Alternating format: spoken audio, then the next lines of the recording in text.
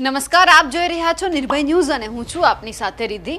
Weather અપડેટમાં આજે વાત કરીએ કે આજે ગુજરાતના કયા એવા જિલ્લા છે ને તાલુકા છે કે જ્યાં ભારે વરસાદની શક્યતા વ્યક્ત કરવામાં આવી છે। કારણ કે આપણે જોયું હતું કે જે અત્યાર સુધી જે વાવાઝોડાની સંભાવના હતી એ હવે સિસ્ટમ બની ગઈ છે, એટલે ક્યાંય તે સાયક્લોનિક નથી બનવાનું, તે સિસ્ટમ બની ગઈ છે। હા, સિસ્ટમ બની અને એ પછી ચોક્કસ ગુજરાતની અંદર અને આજુબાજુના જેટલા પણ વિસ્તાર છે ત્યાં વરસાદ આવવાનો છે। હવે જે આ સિસ્ટમ છે તે ક્યાંક લગભગ થોડા જ કલાકો છે તેમની અંદર તે જમીન ઉપર લેન્ડ થવાની છે। આપણે જે રીતે જોયું હતું કે ગુજરાતની આજુબાજુ જે વરસાદ પડી રહ્યા છે કે ગુજરાત જિલ્લામાં જે વરસાદ પડી રહ્યા છે એ ક્યાંક ને ક્યાંક એ સંભવિત આપણને દેખાતું હતું કે જે સાયક્લોન બનવાનું હતું, પરંતુ એ પશ્ચિમના ભાગ તરફ ન વળ્યું અને ઉત્તર પૂર્વ તરફ જતું રહ્યું, એટલે તે સાયક્લોનમાંથી સીધું જ સિસ્ટમમાં પરિવર્તિત થઈ ગયું। પરંતુ હવે ગુજરાતના કયા એવા જિલ્લા છે કે જ્યાં ભારે વરસાદની આગાહી અને ખાસ કરીને ઓરેન્જ એલર્ટ અને યલો એલર્ટ આપવામાં આવ્યું છે તેમની વાત કરી લઈએ। ચોક્કસ વરસાદ છે, આપણે જે રીતે સાંભળ્યું છે કે ગુજરાતની અંદર વરસાદની આગાહી છે કે વરસાદ પડવાનો છે, એમાં ખાસ કરીને ઓરેન્જ એલર્ટમાં ગીર સોમનાથ, અમરેલી અને ભાવનગરના વિસ્તાર છે। ખાસ કરીને સુરત, તાપી, ડાંગ, નવસારી, વલસાડ, દમણ, દાદરા નગર હવેલી આ એ વિસ્તાર છે કે જ્યાં આપણને ઓરેન્જ એલર્ટ આપવામાં આવ્યું છે। બાકીના જેટલા પણ આપણને જિલ્લા દેખાઈ રહ્યા છે ત્યાં યલો એલર્ટ આપવામાં આવ્યું છે, એટલે કે સાવ હળવાથી મધ્યમ વરસાદની આગાહી છે। અને આ એ વિસ્તારો છે કે જ્યાં એવું નથી કે ભરૂચ જિલ્લો છે, નર્મદા જિલ્લો છે તો આખા જિલ્લામાં વરસાદ પડે એવું નથી, અમુક તાલુકાની અંદર જ વરસાદ પડશે તેવી સંભાવના છે। આ સાથે જ ભરૂચ, નર્મદા, છોટાઉદેપુર, વડોદરા, આણંદ, ખેડા, પંચમહાલ, દાહોદ, મહીસાગર, અરવલ્લી, ગાંધીનગર, અમદાવાદ, મહેસાણા, સાબરકાંઠા, બનાસકાંઠા અને પાટણ આ વિસ્તારોમાં હળવાથી મધ્યમ વરસાદની સંભાવના છે। એવું નથી કે આખા જિલ્લાની અંદર એક સામટે વરસાદ પડી જશે, પરંતુ સાવ ઓછો વરસાદ ક્યાંક ક્યાંક છાંટા પડવાની સંભાવના છે, તો ક્યાંક મિની વાવાઝોડા રૂપે વરસાદ પણ આવી શકે એવી પણ સંભાવના છે। સાથે સાથે સુરેન્દ્રનગર, મોરબી, રાજકોટ, બોટાદ, જુનાગઢ, પોરબંદર, દેવભૂમિ દ્વારકા, જામનગર અને કચ્છ, સૌરાષ્ટ્ર કચ્છની અંદર પણ આપણને હળવાથી મધ્યમ વરસાદની સંભાવના છે।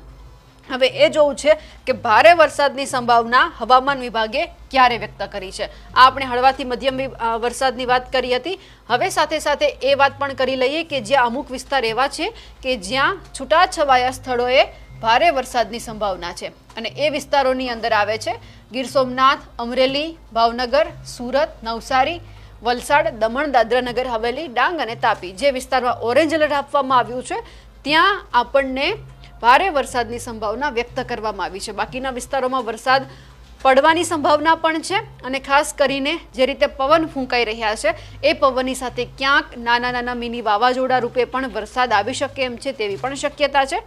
હવે ખાસ કરીને એ જોઈ લઈએ કે ગુજરાતની અંદર જે રીતે આપણે સિસ્ટમ જોઈ હતી એ સિસ્ટમ હવે કઈ જગ્યા ઉપર પહોંચી છે, એટલે કે જે સિસ્ટમ બનેલી હતી એ આપણને અહીંયા દેખાઈ રહી છે કે જે અત્યારે જે દરિયામાં આપણને દેખાતી હતી એ હવે ધીમે ધીમે લેન્ડ કરવા તરફ આગળ વધી રહી છે, એટલે વરસાદ ચોક્કસ આવવાનો છે। આ એ પરિસ્થિતિ આપણે જોઈ રહ્યા છીએ જે આપણને થોડા દિવસ પહેલાં અહીંયા એવું લાગતું હતું કે અહીંયા જે છે તે વરસાદ પડવાનો છે, એક સામટો વરસાદ, કારણ કે અહીંયા વાવાઝોડું બની રહ્યું હતું, પરંતુ નથી। સિસ્ટમના એંધાણ જે રીતે ધીમે ધીમે જમીન ઉપર દેખાઈ રહ્યા છે, પરંતુ જે પવન ફૂંકાઈ રહ્યા છે તેમના જ આધારે જો ગુજરાતની વાત કરીએ તો ગુજરાતના ઘણા જિલ્લા એવા છે કે જ્યાં આપણને વરસાદ દેખાશે, કારણ કે પવન ફૂંકાશે તો પવનની સાથે વરસાદ પણ આવવાની સંભાવના છે। હવે જે રીતે આ વરસાદની સિસ્ટમ આપણને અહીંયા દેખાઈ રહી છે, ખાસ કરીને વલસાડનો એક એવો વિસ્તાર છે જે રીતે આપણે જોયું કે સુરત, વલસાડ, નવસારી, તાપી આ બધા વિસ્તારોમાં ભારે વરસાદની શક્યતા છે એ આપણને અહીંયા પણ સૂચન કરે છે। પરંતુ ખાસ કરીને હવે એ પણ જાણવું છે કે વરસાદ વધારે હવે કયા જિલ્લામાં આવવાનો છે, કારણ કે સિસ્ટમ હવે લેન્ડફોલ કરવાની તૈયારીમાં છે। તો સૌથી પહેલાં તો હવામાન નિષ્ણાંતને પણ સાંભળી લઈએ કે તેઓ આ બાબતે શું કહી રહ્યા છે।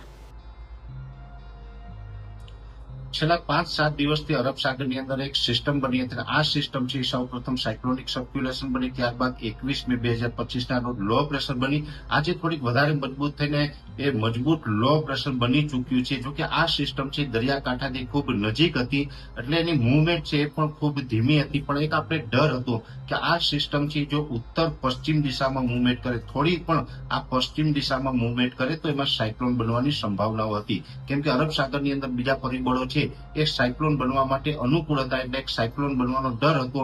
પણ આ સિસ્ટમ છે એ આજે મોડી રાતથી એમાં મુવમેન્ટ થવાનું ચાલુ થયું છે અને અત્યારે એની મુવમેન્ટ છે એ ઉત્તર પૂર્વ દિશા તરફ છે, એટલે કે પશ્ચિમ દિશા તરફ મુવમેન્ટ નથી. એટલે સાયક્લોનના ખતરામાંથી ક્યાંય ને ક્યાંય હવે આપણે બચી જશું. જો કે હવે આ સિસ્ટમ છે એ સતત ઉત્તર પૂર્વ દિશા ઉપર મુવમેન્ટ કરવાની છે, જેથી કરીને આપણે હવે સાયક્લોન બને તેવી સંભાવનાઓ ખૂબ નહીવત છે. એટલે સાયક્લોનના ખતરામાંથી ચોક્કસથી આપણે બચી જશું. પણ આ સિસ્ટમ છે એ વધુ ને વધુ હજી મજબૂત થાય તેવી શક્યતાઓ છે. લગભગ આવતીકાલે 24 મેના રોજ આ સિસ્ટમ છે એ લો પ્રેશરમાંથી મજબૂત થઈને ડિપ્રેશનમાં ફેરવાય તેવી શક્યતાઓ છે. એટલે ગુજરાત અને મહારાષ્ટ્ર બંને રાજ્યોની અંદર મુશળધાર વરસાદોની શક્યતાઓ છે. ખાસ કરીને મહારાષ્ટ્રના અનેક ભાગોની અંદર ધોધમાર વરસાદ પડી શકે છે, જેમાં મુંબઈની અંદર અતિ ભારે વરસાદોની પણ સંભાવનાઓ છે. અને આપણા ગુજરાતના દક્ષિણ ગુજરાતના તમામ જિલ્લાઓ છે એની અંદર પણ સામાન્ય કરતા વધારે વરસાદ અને અમુક સેન્ટરોની અંદર ભારેથી અતિ ભારે વરસાદ પણ નોંધાય તેવી શક્યતાઓ છે. એ સાથે સૌરાષ્ટ્રના દરિયાઈ કાંઠાના જિલ્લા અને મધ્ય ગુજરાતના જે ખંભાત લાગુ આસપાસ તમામ વિસ્તારો છે, જેમાં આણંદ, નડિયાદ, ખેડા જેવા વિસ્તારમાં પણ હળવાથી મધ્યમ વરસાદો છે એ પડી શકે છે. અને ખાસ કરીને સૌરાષ્ટ્રના બોટાદ, ભાવનગર, અમરેલી, ગીર સોમનાથ, જુનાગઢ અને રાજકોટ જેવા વિસ્તારોની અંદર વરસાદની શક્યતાઓ છે. અત્યારે આ સિસ્ટમ છે એ મુવમેન્ટ કરવાનું ચાલુ થયું છે, એટલે ફાઇનલ થયું છે કે એ સાયક્લોન નથી બનતું, પણ ચોક્કસથી આ એક ડિપ્રેશન છે એ બની રહ્યું છે. અને આ ડિપ્રેશન છે એ ગુજરાતના અનેક વિસ્તારોની અંદર વરસાદના રૂપમાં અસર કરશે. આ વરસાદો છે એ છૂટાછવાયા લગભગ 30 અથવા તો 31 મે સુધી રાજ્યની અંદર જોવા મળે તેવી સંભાવનાઓ છે. અને આ વરસાદો જ્યાં પડશે ત્યાં થોડુંક ગાજવીજ અને પવનનું પ્રમાણ પણ જોવા મળી શકે. એટલે ગાજવીજ અને પવન સાથે વરસાદો છે એ આ આખું અઠવાડિયું એટલે કે મે મહિનાની 30 અથવા તો 31 તારીખ સુધી નોંધાય તેવું એક અનુમાન છે. પણ મોટા સમાચાર એ છે કે સાયક્લોનના ખતરામાંથી હવે આપણે બચી જશું, પણ ચોક્કસથી વરસાદો છે ગુજરાતની અંદર નોંધાવાના છે. ગાજવીજ અને પવન સાથે વરસાદ નોંધાય તેવી શક્યતાઓ છે. એટલે હવે આ સિસ્ટમ છે એ સતત ઉત્તર અને ઉત્તર પૂર્વ દિશા તરફ ગતિ કરશે. એટલે દરિયાઈ માર્ગે નથી જતી, ડીપ સી ની અંદર નથી જવાની, જેથી કરીને ખાસ આપણે આ સિસ્ટમ છે એ લો પ્રેશર સુધી પહોંચીને અટકશે, સાયક્લોન સુધી નહીં પહોંચી શકે. તમારા વિસ્તારમાં અત્યારે કેવો વરસાદ પડી રહ્યો છે અમને કમેન્ટ કરીને ચોક્કસથી જણાવજો. સાથે જ અમારી નિર્ભય ન્યૂઝ ચેનલને લાઇક, શેર અને સબસ્ક્રાઇબ કરવાનું ભૂલશો નહીં. નમસ્કાર.